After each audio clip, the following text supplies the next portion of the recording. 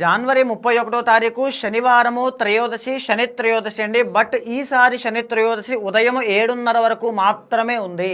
శని బాధలతో బాధపడేటువంటి ప్రతి ఒక్కరూ కూడా ఈ ఒక్క విషయాన్ని, ఒక్క పరిహారాన్ని చేయండి. మేజర్లీ ఏదైనా ఒక ఇనుము పాత్ర తీసుకుని అందులో నల్ల నువ్వుల నూనె వేసి దాంట్లో దీపాన్ని వెలిగించండి. మీరు ఖచ్చితంగా నల్ల నువ్వుల నూనెతో దీపాన్ని పెడతారు శని భగవానుడి దగ్గర, కానీ ఇనుము పాత్రలో పెట్టండి. బికాజ్ శని అంటే ఐరన్ కాబట్టి. ఇదే కాకుండా ఏ ఏ రాశుల వాళ్ళు ముఖ్యంగా పెట్టాలి అంటే కుంభరాశి వాళ్ళు మీరు తప్పకుండా పెట్టాలి.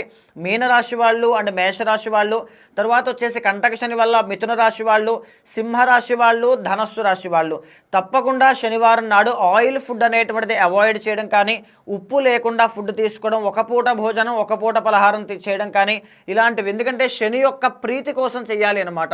శనికి గౌరవార్థంగా పదార్థాలను ఆ రోజున స్వీకరించకపోవడం చాలా మంచిది. నవగ్రహాల చుట్టూ ప్రదక్షిణ చేయండి. నీలాంజన సమాభాసం